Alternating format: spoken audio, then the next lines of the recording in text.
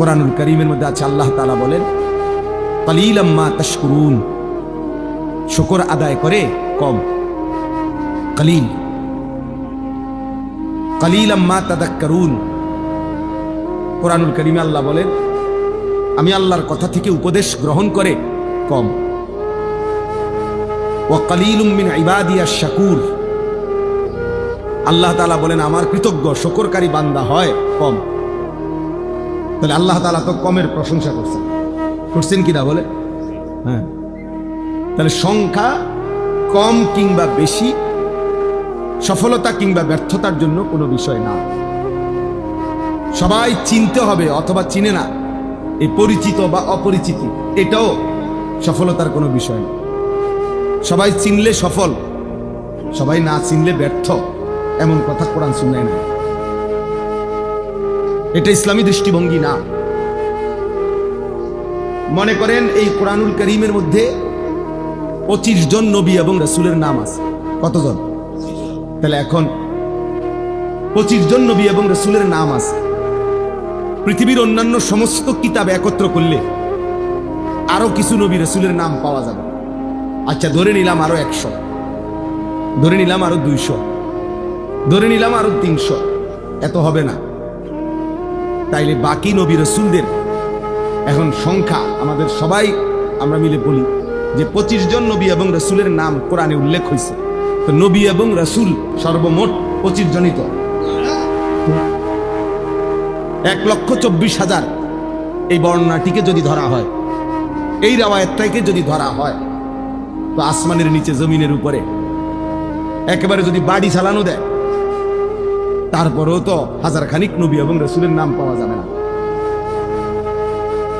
তাইলে বাকি যে এই লক্ষের উপরে নবী এবং রাসূলদের নাম পৃথিবীর কোনো কিতাবে নাই, কেউ জানে না, তাইলে ওনারা ব্যর্থ। বলো না ভাইয়া? তাইলে কি হলো? সবাই চিনতে হবে সফলতার জন্য, এটা জরুরি না, এটা জরুরি না। রাসূলুল্লাহ সাল্লাল্লাহু আলাইহি ওয়াসাল্লাম আরাফাতের ময়দানে বিদায় হজ্জে তিনি যখন ভাষণ দিছেন, খুতবা দিছেন, তখন 1.25 লক্ষ সাহাবী নবীজির সামনে ছিল হজ্জের ময়দানে। 1.25 লাখ সাহাবী মানে 1,25,000, তাহলে আরো কিছু কম বেশ হইতে পারে। এখন গোটা পৃথিবীর কোন কিতাবে এই 1.25 লক্ষ সাহাবীর নাম আসেনি, নাই। 313 জন বদরি সাহাবীর নাম, বদরের যুদ্ধের অংশগ্রহণকারী, ওনাদের নাম একসাথে পাওয়া যায়। আর আলাদা আরো সাহাবীদের নাম কিছু পাওয়া যাবে। সব তালাশ করলে তো হয়তো যদি 1000 হয় বা 2000 হয়, একেবারে ধরে নিলাম 5000 সাহাবীর নাম তালাশ করে খুঁজা পাওয়া গেল, তো বাকি যে 1,20,000 সাহাবীর নাম পৃথিবীর কেউ জানে না, ওই শুধু আরাফ হজ্জের ময়দানে, তো ওনারা ব্যর্থ সবাই। তাহলে এটা বোঝা উচিত। সফলতা কিংবা ব্যর্থতার জন্য সংখ্যাও কোনো বিষয় না। যেমন কোরআন শরীফের সূরা ইয়াসিনের মধ্যে আছে 3 জন রাসূল আল্লাহ তাআলা একটি এলাকায় পাঠাইছেন। এক এলাকায় ফাআজ্জাজনা বিসালিসিন ফাকালু ইন্না ইলাইকুম মুরসালুন। 3 জন মোট। এই 3 জন রাসূল একটি এলাকায় দিবানিশি আল্লাহর দাওয়াত দিয়ে, কালেমার দাওয়াত দিয়ে ওনাদের হাতে কালেমা পড়ছেন, গ্রহণ করছেন শুধু একজন। কয়জন? একজন মাত্র, একজন। ওয়াজাআ মিন আকসাল মাদিনাতে রাজুলুন, সির্ফ একজন, একজন মাত্র ব্যক্তি কালেমা পড়ছে 3 জনের দাওয়াতে, 3 জন রাসূলের দাওয়াত। তাইলে ইনারা এই 3 জনের দাওয়াত মাত্র একজন গ্রহণ করলো, তাহলে ওনারা ব্যর্থ? এটা বোঝা উচিত, এটা বুঝলে সহজ। এজন্য সংখ্যা কোনো বিষয় না, মহান আল্লাহ পাক রব্বুল আলামিন গ্রহণ করলো কিনা সেটা বড় বিষয়। নবী সাল্লাল্লাহু আলাইহি ওয়াসাল্লাম বলছেন ফাওয়াল্লাহি লা আন ইয়াহদিয়াল্লাহু বিকা রাজুলান ওয়াহিদান খায়রুন লাকা মিন হুমুরিন নাআম। আল্লাহর কসম, নবীজি বলছেন আল্লাহর কসম, তোমার দ্বারা যদি একজন ব্যক্তি হেদায়েত পায়, আল্লাহর পথ পায়, আখিরাতের সন্ধান পায়, নবীজি বলছেন তাহলে এটাই গোটা আরবের সমস্ত দামি ওট তোমারে হাদিয়া দেওয়ার চাইতে কোটি গুণে উত্তম। কয়জন ভাইয়া? একজন। রাজুলান ওয়াহিদান, একজন ব্যক্তি, একজনের ফিকিরে, এক আল্লাহর বান্দার বদলানোর ফিকিরে করলে শুনবে কয়জন? হ্যাঁ, আমার ওয়াজ শুনবে কয়জন? না, এটা তো আপনারা বলে নাই, আপনার তো কোনো সংখ্যা বাইদা দেয় নাই কোরআন সুন্নাতে যে 50 জনের কম হইলে ওয়াজ শুরু করবে না, সাবধান, কবিরা গুনাহ। কথা বলেন না কেন? 48 জন হইলেও কি করবে না? না, সাবধান, মাইকে হু দিবা না। এমন কোন বিধান আছে? তাই না? আল্লাহর কথা বলতে থাকা, আল্লাহর জন্য বলতে থাকা, অল্প হোক বেশি হোক, সারাক্ষণ উম্মতের ফিকির করা।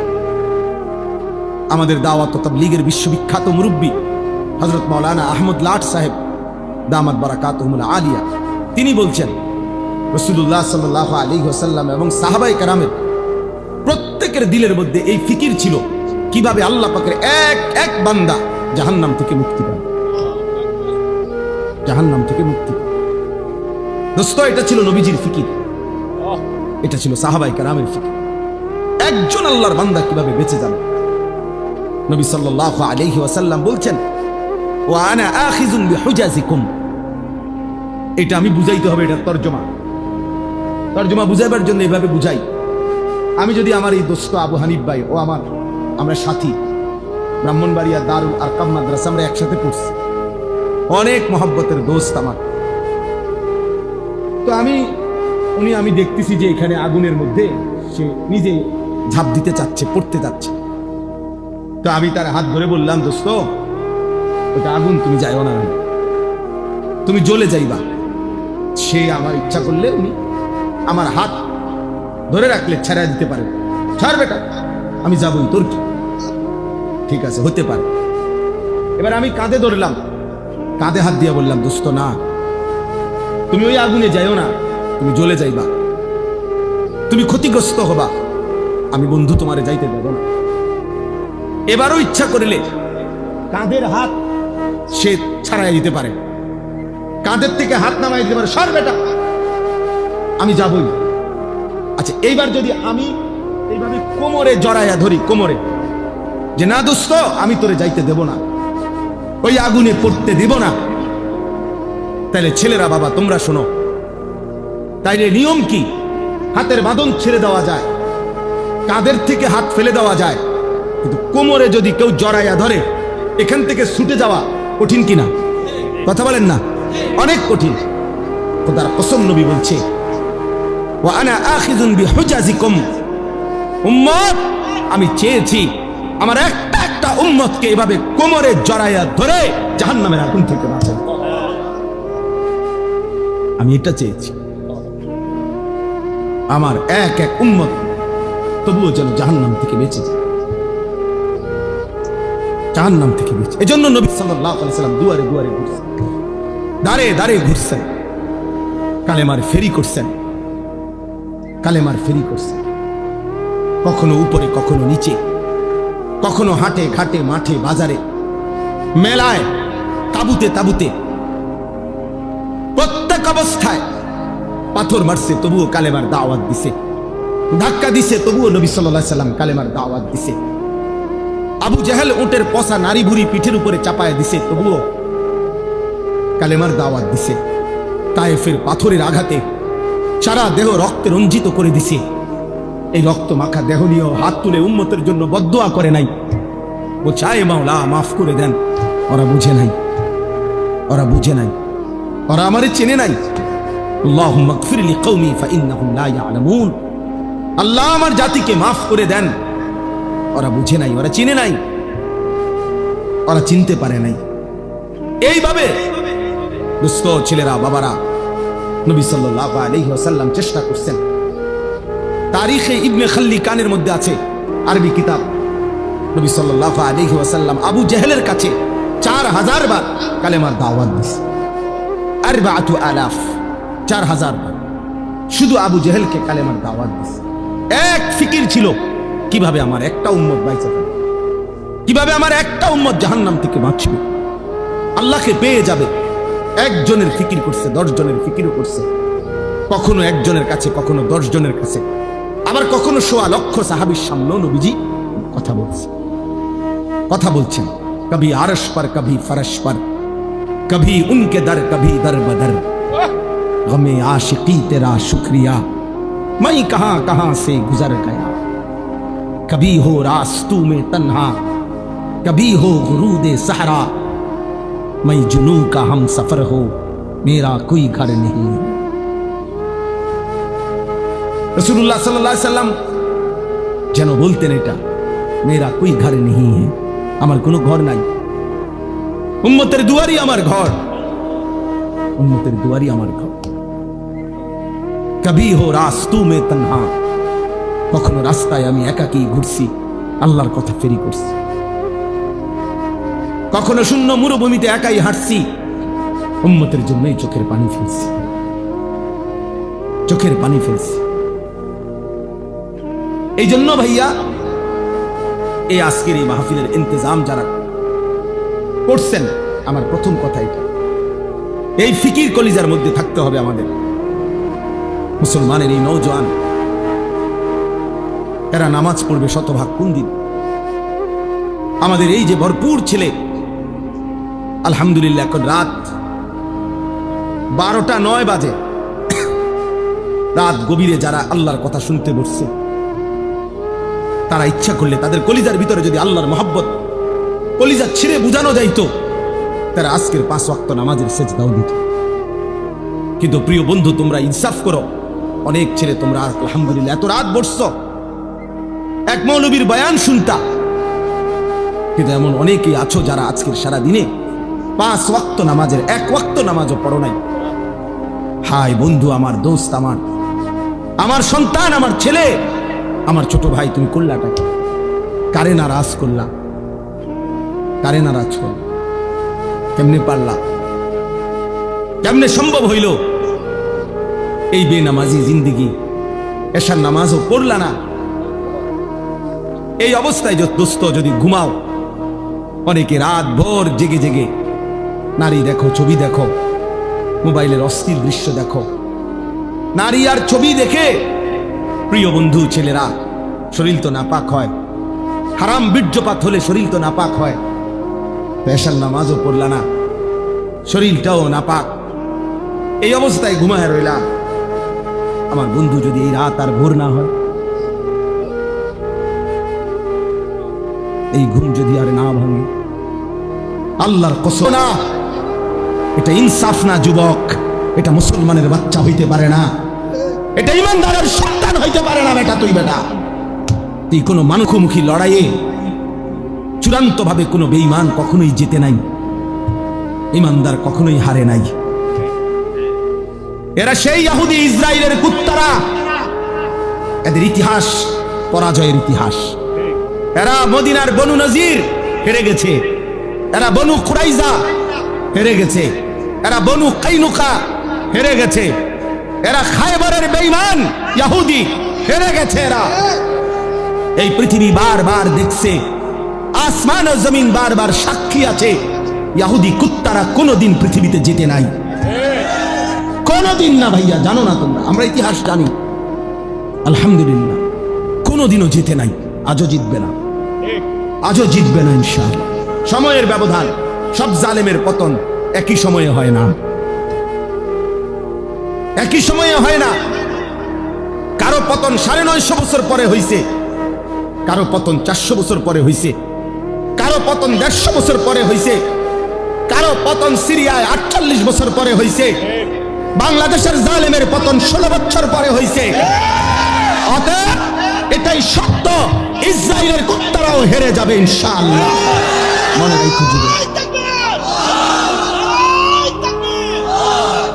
এতে কোনো সন্দেহ নাই, এতে কোনো সন্দেহ নাই। দেখার বিষয় হলো আল্লাহ তাআলা ঈমানের বিজয় দিবে, ঈমানের বিজয় দিবে। ফিলিস্তিন হারে নাই, মাটির নিচে হাজার হাজার মুজাহিদ অক্ষত আছে, মুজাহিদ জেগে আছে, ঈমানদার জেগে আছে। অতএব তার মেয়েটা আরেকটা ছেলের সাথে ভাগ্যা গেছে, ভাগ্যা যাওয়ার পরে মেয়েটার তালাশে উনি বহু তালাশ কইরা মোটামুটি সন্ধান পাইয়া আনতে পারে নাই। থানায় মামলা করছে। কসম আল্লাহর, উনি নিজে বলছে ওই মেয়েটা মেয়ের বাবার কাছে চিঠি লিখছে, এটা চিঠি পাঠাইছে। চিঠির মধ্যে মেয়ে স্পষ্ট লিখছে, আপনারা দুইজন যে কাজটা করেছিলেন অবিকল আমি তো তাই করলাম, এখন আমার বেলায় পুলিশ পাঠালেন কেন? আমার বেলায় থানায় মামলা কেন? আপনারা বাপ মা তো ভাগ্য গিয়ে বিয়ে করছেন, এখন আমার বেলায় থানায় পুলিশ পাঠালেন কেন, মামলা দিলেন কেন? ওই বাবা অঝরে কাঁদছে যে হ্যাঁ, আমার সন্তান আমার বেইজ্জতি আমার এসব দিয়ে দিল, আমার পাপ আমারে বুঝাই দিল, ফিরাই দিল আমার সন্তান। এই জন্য প্রিয় সন্তান মনে রাখো, আমার কাছে আরবি কিতাব আছে, ইমাম ইবনুল কাইয়িম আল জাওজি রাহমাতুল্লাহ আলাইহির কিতাব আদ-দা ওয়াদ দাওয়া কিতাবের নাম। এই কিতাব রোগ এবং তার ঔষধ, গুনাহের ব্যাপারে, অনেক গুনার ব্যাপারে উনি আলোচনা করছেন। তো ওইখানে জিনা ব্যভিচার, নারীর সাথে অসভ্যতা অশ্লীলতার ব্যাপারে যে আলোচনা করছেন, ওইখানে একটা বাণী আছে, আমি দাগ দিয়ে রাখছি। ইমাম শাফিঈ রাহমাতুল্লাহ আলাইহি বলছে, বিশ্ববিখ্যাত ইমাম, 4 মাযহাব, আর্জেন্টিনার খেলোয়াড় মুসলমান, ব্রাজিলের খেলোয়াড় মুসলমান, তো সে তোমার পছন্দ হলো কেন? মেসি তোমার প্রিয় হবে কেন? এ তো পত্রিকা আসছে, ওর 2টা বাচ্চা হওয়ার পরে, যে মহিলার থেকে 2টা বাচ্চা হয়েছে, তার 9 বছর পরে ওই মহিলারে বিয়ে করছে, 2টা বাচ্চা নেই। হ্যাঁ, এটা তো আমি নিজ চোখে দেখছি ব্যাপারে। 9 বছরের অবৈধ মেলামেশায় 2টা বাচ্চা হয়েছে, এরপরে 2 বাচ্চা লইয়া হে ওই মহিলারে বিয়ে করছে। 9 বছর পরে বাচ্চা হয়েছে, আরো 9 বছর আগে। এত বড় অসভ্য কোন মুসলমানের সন্তানের মডেল হইতে পারে? তো তোমার চুল তার মতো হবে কেন? সামান্য বিবেক কি থাকবে না মিয়া? বলো, হাইসো না বাপ, হাইসলে মনে রাখো তুমি প্রতিবন্ধী, মূলত তোমার তার সিরা। এই জন্য কোনো কথাই তোমার উপরে আসর করে না, কারণ মাতাল এমনই হয়, যার তার সিরা পাগল সে সব কথাই হাসে, কারণ তার তো তার সিরা নাই। তো তোর বিবেকের দংশন থাকা উচিত, নাই তোর বিবেকের মধ্যে একটু অনুশোচনা আসা উচিত যে আমার কি করণীয় এই মুহূর্তে পৃথিবীতে। 1948 সালে ব্রিটিশ এই ফিলিস্তিন ভূখণ্ডের তাদের অধিকার ছেড়ে দিছিল। 1948 সালে ইসরায়েলের এই বেঈমানরা অবৈধভাবে তাদের এই রাষ্ট্র ঘোষণা দিয়ে সেদিন থেকে মুসলমানদের উপরে ফিলিস্তিনে জুলুম শুরু করেছে। আমার ভাই, আজকে 77 বছর। তুমি এখন ক্যালকুলেটর লাগাও, 1948 থেকে 2025, 77 বছর একটানা মজলুম ফিলিস্তিনি রক্ত দিচ্ছে, জীবন দিচ্ছে। 1947 ইংরেজিতে ব্রিটিশ যখন এই ভারতীয় উপমহাদেশ থেকে চলে যায়, তখন র্যাডক্লিফ, ব্রিটিশ একজন গবেষক, সে এই দেশ মানে এই ভারতের হিন্দুস্তানের মানচিত্র আইকা দিছিল। এক অংশে হিন্দুস্তান, এক অংশে পাকিস্তান, কিন্তু কাশ্মীর সংখ্যাগরিষ্ঠ মুসলমানের একটা এলাকা, ওইটার কোনো সমাধান দিয়া যায় নাই তারা। এটা কোন অংশে? এই 47-এর পর থেকে আজকে 78 বছর এক টানা কাশ্মীরের মুসলমান কলিজার খুন দিচ্ছে, রক্ত দিচ্ছে, আজও তারা স্বাধীনতা পায়নি। 78 বছর ধরে, 1947 থেকে 2025। 1964 ইংরেজিতে সর্বপ্রথম রোহিঙ্গার মুসলমানরা জুলুমের শিকার হয়েছে, শুরু হয়েছে। এই সামরিক সরকার, জান্তা সরকার তাদের উপরে জুলুম শুরু করছে। আজকে বরাবর 61 বছর, 2025 সাল, 64 থেকে নোংরামি, এটা তো আনন্দ হতে পারে না। অশ্লীলতা তো পৃথিবীর কোনো ভাষায়, কোনো দেশে, কোনো ধর্মে অশ্লীলতাকে আনন্দ বলে না, অসভ্যতাকে আনন্দ বলে না। অতএব ইনসাফ করো। মূলত দিল মরে গেছে যার, আখিরাত ভুলে গেছে যে ইনসানের কাতার থেকে যে নিজেকে বিচ্ছিন্ন করেছে, জন্তু এবং জানোয়ারের খাতায় যে নিজের নাম লেখাইছে, অসভ্যতার অস্থিরতা, আল্লাহকে ভুলে থাকা একমাত্র তার পক্ষে সম্ভব। এবার আমি কোরআন থেকে বলি, কোরআনুল কারীমের সূরা আরাফের মধ্যে আছে স্পষ্ট, আল্লাহ তাআলা বলেছেন ওয়াত্তাবাআ হাওয়াহু ফামাসালুহু কামাসালিল কালব। আল্লাহর কসম, কোরআনের আয়াত। আল্লাহ বলেছেন মনের ইচ্ছা মতো যে চলে, আমার মনে যা চাই আমি তাই করব। ওয়াত্তাবাআ হাওয়াহু, যে তার নফসের মনের চাহিদার অনুসরণ করে। কিসের আল্লাহ, কিসের রাসূল, কিসের কোরআন? বাদ দে বেটা এডি হুজুরদের এসব কথা বাদ। আমার মনে যা চাই তাই করব। চুল আমার ইচ্ছা মতো, জামা আমার ইচ্ছা মতো, পোশাক আমার ইচ্ছা মতো, মন চাইলে খাড়াইয়া মুতলাম, মন চাইলে বইয়া মুতলাম, মন চাইলে মানুষের মেয়েরে বিরক্ত করলাম, মন চাইলে সারা রাত উলঙ্গ ছবি দেখলাম, যা ইচ্ছা তাই করলাম। আমার বাবার সম্মান, মার সম্মান, কিচ্ছুর আমার কোনো পরোয়া নাই। আল্লাহর কসম, কোরআনে আল্লাহ বলছে এমন জীবন যার, তার দৃষ্টান্ত কামাসালিল কালব, কুত্তার মতো, কুত্তার মতো, কুত্তার মতো। এই নাফরমান, এই জিন্দেগি কুত্তার জিন্দেগি, কুত্তার জিন্দেগি। এজন্য বেনামাজ জীবনে রাখিস, তোর জিন্দেগি কুত্তার জীবন। সেজদাবিহীন যুবক, মনে রাখিস তোর জীবন। সাল্লাল্লাহু আলাইহি ওয়াসাল্লাম মাত্র ৩১৩ জন সাহাবীকে নিয়ে বদরের যুদ্ধে যখন যুদ্ধের ময়দানে দাঁড় করাইছে, ১০০০ কাফেরের মোকাবেলায়, হাদিসে স্পষ্ট আছে, নবীজি সাল্লাল্লাহু আলাইহি সাল্লাম তখন সাহাবীদেরকে বললেন, তোমরা দাঁড়াও, যারে যেমনে দাঁড় করাইছি দাঁড়াও, তবে আমি আদেশ না দেওয়া পর্যন্ত যুদ্ধ শুরু করবা না। কথা বুঝছেন কিনা? এই কথা বলে আল্লাহ নবী সাল্লাল্লাহু আলাইহি সাল্লাম পিছনের দিকে আসছে, একটু পিছনের দিকে আসছে আর কি। আয়েশা পাহাড়ের টিলায় নিচে, পাহাড়ের চূড়ার নিচে আল্লাহ নবী সাল্লাল্লাহু আলাইহি ওয়াসাল্লাম সিজদা করছে। সিজদা দিয়ে এক টানা কাঁদতে শুরু করছে। নবী সাল্লাল্লাহু আলাইহি ওয়াসাল্লাম অঝরে চোখের পানি ফেলতেছেন এই বদরের প্রান্তরে। তখন আল্লাহ নবী সাল্লাল্লাহু আলাইহি ওয়াসাল্লাম বলছেন, আল্লাহ, আমি আপনার কসম করে বলতেছি, ইন তুহলিক হাদিহিল ইসাবা লান তুবাদা ফিল আরদ। মাওলা, আমার সামান্য পুঁজি, আমার গত 13 বৎসর, আমার গত 13 বৎসরের মক্কার মেহনত, মদিনার 6 মাস বা 1 বছর, আমার এই 14 বছরের কাছাকাছি সময়ের মেহনতে আমার এই 313 জন সাহাবী, আমার পুঁজি আমি দাঁড় করাইছি ময়দানে। এই ছোট্ট সৈন্য, আমার অল্প কয়টা লোক। আজ যদি বদরের এই প্রান্তরে আপনি যদি আমার এই সামান্য বাহিনী শেষ করে দেন, এরা যদি শহীদ হয়ে যায়, তো মনে রাখেন মাওলা, লান তুবাদা ফিল আরদ, আপনার জমিনে আর আপনাকে ইবাদত করার কেউ থাকবে না। আমার পুঁজি তো 313 জন, ওরা যদি শহীদ হয়ে যায় সবাই, আপনার সেজদা দিবে কে? আপনার গোলামি করবে কে? এইভাবে আল্লাহ নবী সাল্লাল্লাহু আলাইহি সাল্লাম অঝরে কাঁদতেছিলেন আর বলতেছিলেন, আহাজারি করতেছিলেন। আল্লাহ রাব্বুল আলামিন ঠিক তখন জিবরাইল পাঠাইয়া নবী সাল্লাল্লাহু আলাইহি সাল্লামকে সরাসরি জানায় দিয়েছেন, বন্ধু, ফাস্তাজাবা লাহুম রাব্বুহুম, আপনার দোয়া আমি কবুল করেছি। আমি আল্লাহ আসমান থেকে এই মুহূর্তেই জিবরাইলের নেতৃত্বে 1020 ফেরেশতার কাফেলা আপনার সাহায্যে পাঠাচ্ছি। আন্নী মুমিদ্দুকুম বিআলফিন মিনাল মালাইকাতি মুরদিফিন, আমি এক্ষুনি পাঠাচ্ছি। আপনার সাথে, আপনার সাহাবীদের সাথে কাঁধ মিলিয়ে ফেরেশতারা যুদ্ধ করবে। বদরের যুদ্ধে আল্লাহ তাআলা মুমিনের বিজয় দান করছেন,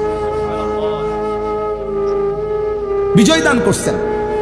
তাহলে এই জন্য ভাইয়া, প্রিয় ভাই আমার, রাসূলুল্লাহ সাল্লাল্লাহু আলাইহি ওয়াসাল্লাম চোখের পানি ফেলছেন। আল্লাহ নবী সাল্লাল্লাহু আলাইহি ওয়াসাল্লাম, আজকে আমরা তো কমপক্ষে চোখের পানিটা তো ফেলতে পারি। এই মুহূর্তে আমরা যদি গাজা যাইতে তো চাই, যাওয়ার জন্য কসম আল্লাহর, শুধু মাহফিলে বলতেছি না, একাকিত্ব মালিকের কাছে 1000 বার বলছি, মালিক, যদি এই জান তোমার পছন্দ হয় তো এই জান দিতে রাজি আমি, তবুও মজলুমকে বাঁচায় দাও, মজলুমকে বাঁচায় দাও। যে সারা বাংলাদেশ ব্যাপী যখন মিছিল হয়েছে, আমাদের সবাই আমরা মিছিল করছি, আলহামদুলিল্লাহ, আমরাও মিছিলে গেছি, আমরাও মিছিল। আমার ছোট ছেলে, আমার 2 ছেলে আমার বড় ছেলে 13 বছর, আরে আমি সাথে নিছি। তো আমার 7 বছরের ছোট ছেলে, এই যে আমাদের সারা দেশ একসাথে যে মিছিল করলাম আমরা, 7 বছরের ছেলে ওই ধারায় আছে। তা আমি বলি, আব্বা তুমি ছোট মানুষ, তুমি যাইও না। আলহামদুলিল্লাহ, মালিকের দয়া। আমার বিবি ওই আমারে বলতেছে যে আমার পক্ষ থেকে আমি এই মাত্র বলছি, রাসূলুল্লাহ সাল্লাল্লাহু আলাইহি সাল্লামের একজন মহিলা সাহাবী হযরত আয়েশা রাদিয়াল্লাহু তাআলা আনহার বড় বোন হযরত আসমা রাদিয়াল্লাহু তাআলা আনহা, ওনার ছেলে ছিলেন আব্দুল্লাহ ইবনে জুবায়ের রাদিয়াল্লাহু তাআলা আনহু, বিখ্যাত সাহাবী। সর্বশেষ উনি যখন হাজ্জাজ ইবনে ইউসুফের বিরুদ্ধে যুদ্ধ করার জন্য বের হইতেছিল, শেষবারের মতো দুশমনের মোকাবেলায় যুদ্ধে যাওয়ার সময় ওনার আম্মা এই আসমা হযরত আবু বকর সিদ্দিক রাদিয়াল্লাহু তাআলা আনহুর মেয়ে, উনি তখন 90 ঊর্ধ্ব বয়স, উনি চোখে দেখতেন না, অন্ধ হয়ে গেছিলেন। এই মহিলা আসমা আবু বকর রাদিয়াল্লাহু তাআলা আনহুর কন্যা, মানে আয়েশা রাদিয়াল্লাহু তাআলা আনহার বোন। তো আব্দুল্লাহ ইবনে জুবায়ের ওনার ছেলে, উনি যুদ্ধে যাবে, শেষবারের মতো মার কাছে আসছে বিদায় নিতে। মারে আয়েশা বলছে, মা আমার এই শেষবারের মতো দোয়া করে দাও, আমি শহীদ হওয়ার জন্য। তার নাম হলো মুসাইলামাতুল কাজ্জাব। তখন নবীজি তখন জীবিত, একটা লাস্ট টাইম। এই সময় সে নিজেকে মিথ্যা নবী দাবি করছিল। এই মিথ্যুকের অনুসারী যে কয়েকজন, তারা ঘটনাচক্রে এই রাসূলুল্লাহ সাল্লাল্লাহু আলাইহি সাল্লামের মাত্র 16 থেকে 17 বছর বয়সী হাবিব ইবনে যায়েদ এই সাহাবীকে বন্দী করছে, আটকাইয়া ফেলছিল। আটকাইয়া যখন মুসাইলামা ওই মিথ্যুক ভণ্ড নবী দাবিদারের কাছে আনছে, তো ওই বেঈমান মুসাইলামা ওনার এই সাহাবী হাবিবকে, সুন্দর চেহারা, 17 বছরের ছেলে, নবীজির সাহাবী, ওনাকে বলছে, হাবিব তুমি একবারের জন্য শুধু বলো আমি মুসাইলামা আল্লাহর নবী। তখন হযরত হাবিব বলছে, আল্লাহর কসম, আশহাদু আন্না মুহাম্মাদান রাসূলুল্লাহ ওয়া আনতা কাযযাব, আমি সাক্ষ্য দিচ্ছি মুহাম্মদ সাল্লাল্লাহু আলাইহি সাল্লাম তিনিই আল্লাহর রাসূল আর তুই মিথ্যা। কিতাবে আছে বন্ধু, এই মুসাইলামা ওনার ডান হাত কেটে ফেলে দিছে। বলছে এবার বল, বলছে লা আনতা কাযযাব বাল মুহাম্মাদুর রাসূলুল্লাহ সাল্লাল্লাহু আলাইহি সাল্লাম। বাম হাত কেটে ফেলে দিছে। বলছে এবার বল, বলছে লা আনতা কাযযাব। ডান পাও কেটে ফেলে দিছে। বলছে এবার বল, লা আনতা কাযযাব। বাম পাও কেটে দিছে। উনি এবারও বলছে লা আনতা কাযযাব, তুই মিথ্যাবাদী। শেষ পর্যন্ত জিহ্বা টেনে ছিঁড়ে ফেলছে, শরীরটা কাইটা টুকরা টুকরা করে, খোদার কসম বুটি বুটি পিস পিস বানায় ফেলছে, গোশতের টুকরার মতো। এরপরে হযরত হাবিব ইবনে যায়েদের পবিত্র লাশকে টুকরা টুকরা করে ছিন্ন ভিন্ন করে ফেলে দিছে। আমরা ওই কিতাবে পড়ছি, ওনার এই খবর মদিনায় আসছে যে ওনারা যেভাবে নির্মমভাবে শহীদ করছে। তখন ওনার মা ছিল মহিলা সাহাবী, ওনার আম্মাও মহিলা সাহাবী, উম্মে আম্মারা ওনার মায়ের নাম। এই উম্মে আম্মারা তিনি ওনার কাছে আইসা লোকেরা শুনাইছে, মা তোর ছেলে হাবিব মুসাইলামার বাহিনীর হাতে শাহাদাত বরণ করছে। কিন্তু উনারে বলছে, মা তোর ছেলের মৃত্যু বড় নির্মম মৃত্যু হইছে। মুসাইলামা একটা একটা করে অঙ্গ কাইটা কাইটা টুকরা টুকরা করে একেবারে পিস পিস বানায় ফেলছে। কিন্তু তোমার সন্তান একবারের জন্য মদিনার রাসূলকে অস্বীকার করে নাই, মুসাইলামাকে 1 সেকেন্ডের জন্য নবী মানে নাই। বারবার তোমার সন্তান শেষ নিঃশ্বাস পর্যন্ত মদিনা ওয়ালার নাম বলে গেছে। এই তখন আমরা কিতাবে পড়ছি, ওই মহিলা, ওই সাহাবীর মা একটা চিৎকার দিয়া সবার সামনে বলছে, লিহাদাল ইয়াউম আরদাতুহু, মদিনাবাসী আল্লাহর কসম এমন একটা দিনের জন্যই আমি আমার সন্তানকে বুকের দুধ খাওয়াইছি। বুকের দুধ খাওয়াইছি। অতএব বাবা, এক মা তার পবিত্র দুধের সৌভাগ্য বলতেছে যে সন্তান আমার দুধের হক আদায় করছে, আমার বুকের দুধের হক আদায় করছে, আল্লাহর জন্য জান দিছে। আজকে তোমাদের মারাও 2 বছর তোমাদেরকে দুধ পান করেছে, তোমাদের বাবা হাজারো বার তোমাদের মুখে গালে চুমা দিছে, তোমাদের বাবার ঘাম ঝরানো টাকা দিয়ে সংসার চালাইছে। বিনিময়ে মা বাবাকে এত বড় অপমান করো না। রাসূলুল্লাহ সাল্লাল্লাহু আলাইহি ওয়াসাল্লাম 23 বছরে কি পরিমাণ কাঁদছেন, তিনি কাঁদছেন। আমি প্রায় বলি এই কথাটা যে নবী সাল্লাল্লাহু আলাইহি ওয়াসাল্লাম অসংখ্য উম্মতের আমল নামা দেখে যখন দেখবে পৃষ্ঠার পর পৃষ্ঠা নামাজ নাই, রোজা নাই, হালাল হারামের কোনো অনুভূতি নাই, নাফাক বলতে কিচ্ছু নাই, 30 বছর ফজরের নামাজ পড়ে না এমন উম্মত 40 বছর কোনোদিন হারাম ছাড়া হালাল খায় নাই, সুদের ব্যবসা করে গেছে 40 বছর, দাড়ি কাইটা গেছে 30 বছর, মিথ্যা বলছে, 60 বছর বয়স আমল নামায় দেখা যায় বিড়ি আর সিগারেট ছাড়া কোনো দিন বাকি নাই, গালি ছাড়া কোনো দিন নাই, নাচ গান টেলিভিশন ছাড়া কোনো রাত নাই। আল্লাহর কসম, নবী সাল্লাল্লাহু আলাইহি সাল্লাম ওই উম্মতের দিকে তাকাইয়া চোখের পানি ফেলে নবীজি বলবে, উম্মত, আমার 23 বছরের চোখের পানি, আমার তায়েফের রক্ত, আমার উহুদের দান শহীদ বিনিময়ে এই আমল নামা, এই আমল নামা। উম্মত, তুমি জানো না তায়েফে আমার এই পরিমাণ পাথর মারছে, যে পাথরের আঘাতে রক্ত ঝরতে ঝরতে আমার পায়ের জুতা পায়ের সাথে জমাট বাইধা গেছে। হযরত যায়েদ বলছে, রাসূলুল্লাহ সাল্লাল্লাহু আলাইহি ওয়াসাল্লামের জুতা মুবারক পায়ের সাথে জমাট বাইধা গেছে রক্তে।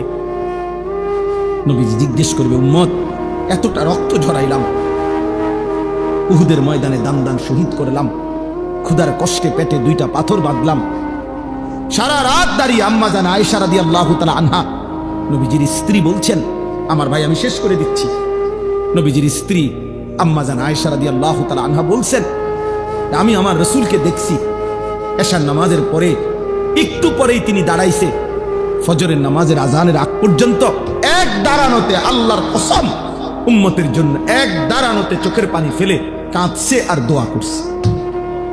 হাত্তা তাওয়াররামাত কাদামাহু, 2টা পাও ফুলে ফুলে গেছে।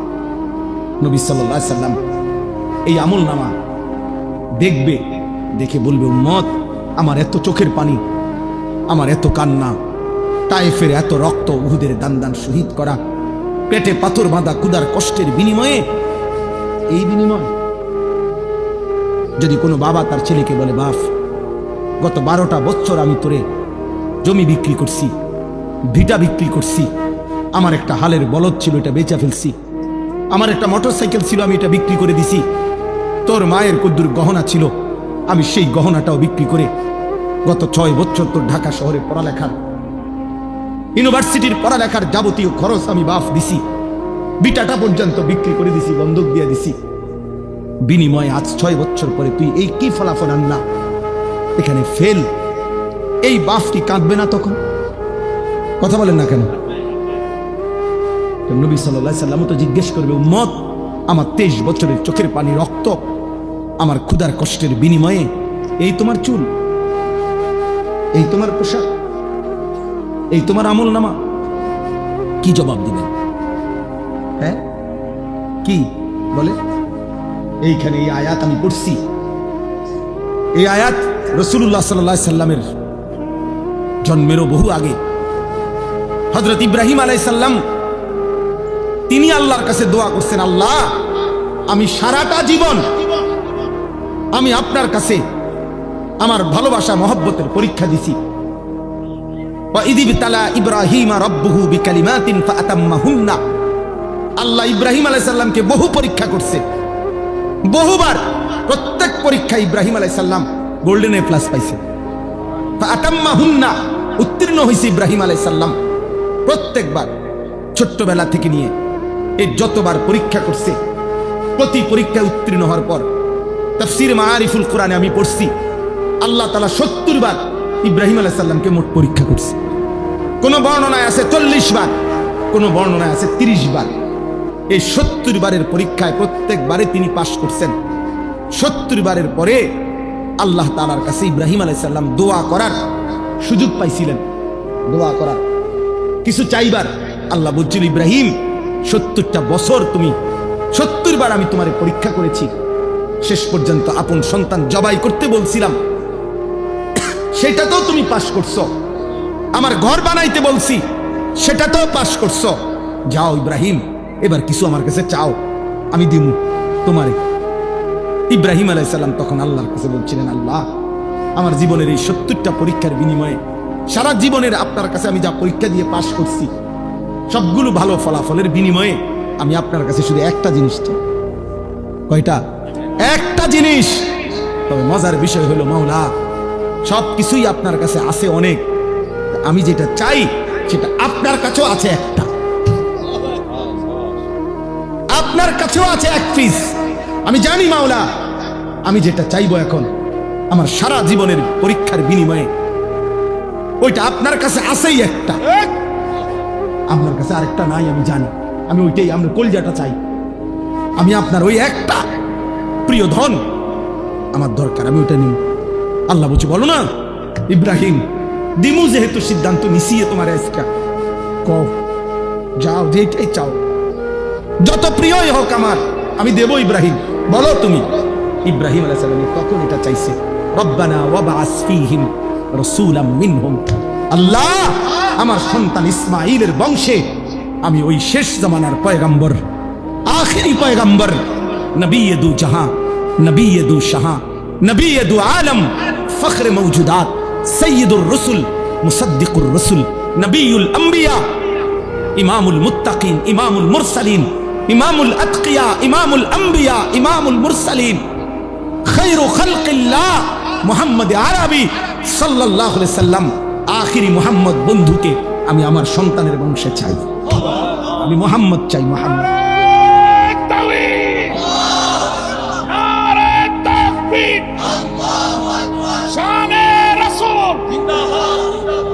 বুঝছুনি ভাইয়া, রব্বানা ওয়াবআস ফীহিম রাসূলাম মিনহুম, আল্লাহ আমি ওই কলজাটা চাই, আমি আখিরি রাসূল চাই, শেষ পয়গম্বর চাই, আমি বন্ধু মুহাম্মদকে চাই সাল্লাল্লাহু আলাইহি ওয়াসাল্লাম।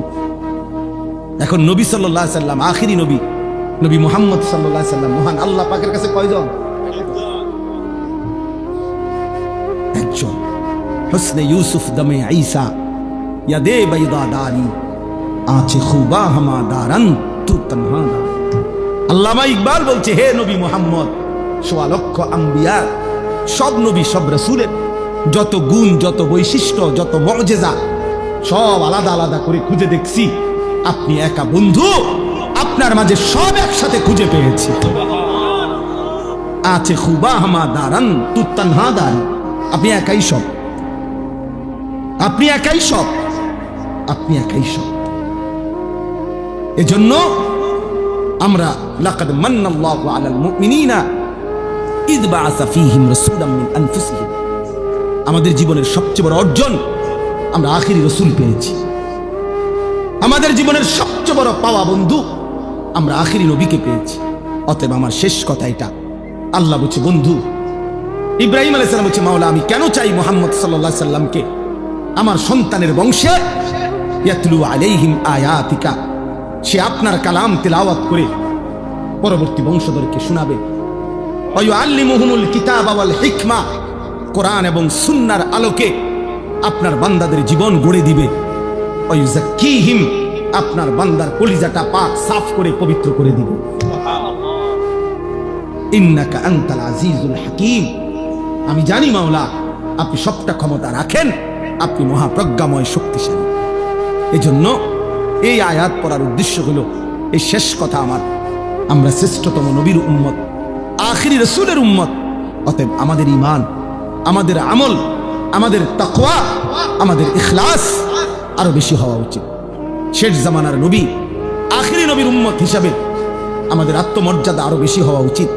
এজন্য প্রিয় যুবক বাবা, পর্দার আড়ালের মা বোন, এত বড় শ্রেষ্ঠতম নবী পেয়ে আমরা যদি জিন্দিগিটা এভাবে নষ্ট করে দেই, এটা উচিত না, এটা ইনসাফ না। এজন্য আমি অনুরোধ করছি, আজকে এই রাত গভীরে তোমরা যারা কিশোর নওজোয়ান এতটা কষ্ট করে এত রাত অবধি বসে রইলা, আমি তোমাদের কাছে অনুরোধ করি ভাইয়া, মাথার চুল থেকে পায়ের নখ পর্যন্ত তুমি যেহেতু সুন্দর নিজেকে সাজাইতে চাও, আমিও বলি তুমি সুন্দর হও, কিন্তু সেই সৌন্দর্য নিজেকে যেহেতু সুন্দর করতে চাও, আল্লাহর কসম প্রিয় নবী সাল্লাল্লাহু আলাইহি সাল্লামের চাইতে সুন্দর এই কায়নাতে আর কেউ হইতে পারে না। অতএব সুন্দরী যেহেতু পছন্দ, তাহলে রাসূলুল্লাহ সাল্লাল্লাহু আলাইহি সাল্লামের সৌন্দর্য গ্রহণ করা এটাই সবচেয়ে বেশি বুদ্ধিমান এবং বিবেকবানের উচিত। কারণ প্রিয় নবী সাল্লাল্লাহু আলাইহি সাল্লাম তিনি হাসলেও সুন্দর, তিনি কাঁদলেও সুন্দর, তিনি হাঁটলেও সুন্দর, তিনি বসলেও সুন্দর। হাজারো সাহাবী নবী সাল্লাল্লাহু আলাইহি সাল্লামের সৌন্দর্যের বর্ণনা দিচ্ছেন। নারীরা, পুরুষেরা, সাহাবীরা সবাই নবীজির সৌন্দর্যের প্রমাণ করছেন। 1450 বছর ধরে আপনজন দুশ্মন সবাই নবীজির জীবনী গবেষণা করছে। ইমানদারের কাছেও তিনি শ্রেষ্ঠ, পৃথিবীর সমস্ত কাফের বেঈমানের কাছেও আল্লাহ রাসূল সাল্লাল্লাহু আলাইহি সাল্লাম শ্রেষ্ঠ। তাহলে তিনি বন্ধুর কাছেও শ্রেষ্ঠ, তিনি দুশ্মনের কাছেও শ্রেষ্ঠ। আমাদের নবীর চাইতে শ্রেষ্ঠ কোন দিক থেকে এই পৃথিবীর কোন বেঈমানও কাউকে এই পর্যন্ত প্রমাণ করতে পারে নাই। তাইলে শ্রেষ্ঠতম রাসূল আমার থাকতে তুমি বেঈমানের মতো সাজবা কেন? কেন তুমি সুন্নাত ছেড়ে দিবা? কেন তুমি আল্লাহ রাসূল সাল্লাল্লাহু আলাইহি সাল্লামকে ছেড়ে দিবা? অতএব একটা যুবক যদি বুঝো, আমি তোমার জন্য বললাম, আমি একজনের জন্য বললাম, একজন। আল্লাহ তাআলা আমাদের প্রত্যেককে কবুল করে নেন। ছেলেরা, বাবা, আল্লাহর ওয়াস্তে বাপ, তোমরা আখলাক সুন্দর করো, তোমরা তোমাদের এই চুল স্বাভাবিক বানাও, তোমরা দয়া করে আল্লাহর ওয়াস্তে বন্ধু এই চুল চারিদিকে সমান করে কাটো। এগুলা দাজ্জালের চুল। এই দাজ্জাল ইহুদিদের খোদা, এখানে পরিষ্কার হাদিসে আছে ভাইয়া। ইহুদিরা যাকে খোদা মনে করে সে দাজ্জাল, দাজ্জাল। আর আল্লাহ রাসূল সাল্লাল্লাহু আলাইহি ওয়াসাল্লাম বলছে দাজ্জালের চুল হবে এলোমেলো, একেবারে বিশুদ্ধ হাদিস। স্বাভাবিকতার পরিপন্থী যত চুল এগুলো দাজ্জালের চুল। খোদার কসম, রব্বে কাবার কসম, এই মসজিদের ঘরের মালিকের কসম, আল্লাহ রাসূল সাল্লাল্লাহু আলাইহি ওয়াসাল্লাম বলছে দাজ্জালের চুল হবে স্বাভাবিকতার পরিপন্থী। এজন্য এই চুল রাখো না, এই চুল রাখো না, তুমি দুশ্মনের খপ্পরে পড়ে যাবে। দয়া করে ফিরে আসো, নামাজ পড়ো, 5 ওয়াক্ত নামাজ, ফজরের নামাজ পড়ার চেষ্টা করো। ইনশাআল্লাহ তোমাদের হাতেই আগামী দিনের ইসলামের বিজয় হবে। হ্যাঁ হ্যাঁ, যেই যুবকের হাতে যদি, নওজোয়ানের হাতে যদি জালেম ভাগতে পারে, নওজোয়ানের হাতে কালেমার পতাকা উড়বে ইনশাআল্লাহ, বাংলাদেশও ইসলামের পতাকা উড়বে ইনশাআল্লাহ। এজন্য আমি উদাত্ত আহ্বান জানিয়ে আজকের এই সুন্দর আয়োজন শেষ করলাম। আল্লাহ তাআলা আমাদের সকলকে ঈমান, আমল, তাকওয়া, রাসূলুল্লাহ সাল্লাল্লাহু আলাইহি ওয়াসাল্লামের সুন্নাতের মুহাব্বত দান করেন। আমিন। সুবহানাল্লাহ।